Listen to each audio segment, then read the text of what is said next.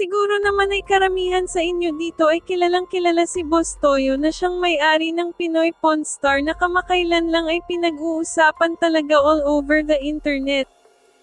Well, malamang sino ba naman ang di mapag-uusapan dyan, di ba na-expose mo ba naman sa platform mo ang di umano'y isa pang dalagang anak ng master rapper na si Kiko Magalona. Ngayong araw nga sa bidyong ito ay malalaman nyo kung gaano nga ba kayaman ang isang Boss Toyo at gaano kadami ang mga negosyo niya.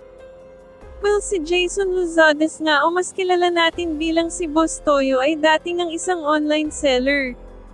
As in, nagsimula talaga siya sa pinakababa kung saan siya pa mismo ang nag-aabot sa mga buyer ng mga ibinebenta niya gaya ng mga G-Shock na relo at marami pang iba.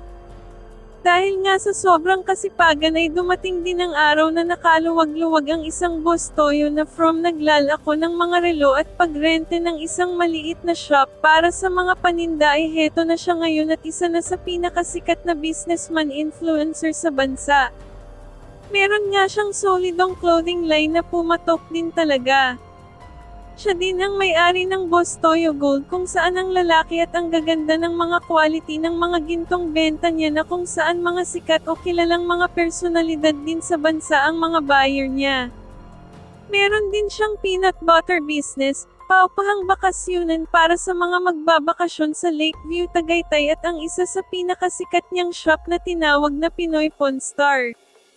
Dito nga ay sobrang laki na ng nauubos na pera ni Boss Toyo pero goods pa din naman dahil malaki din naman ang kinikita niya sa pagbablog gaya ng YouTube at Facebook kung saan nitong kamakailan nga lang ay sobrang laki talaga ng na-accumulate ng views sa paglantad ng anak sa labas ni Francis M.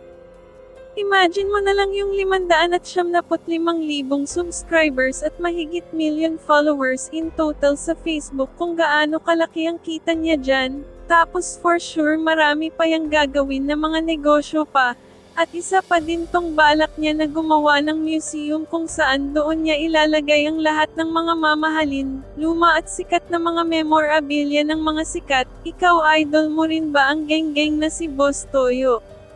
Halabira sa comment section.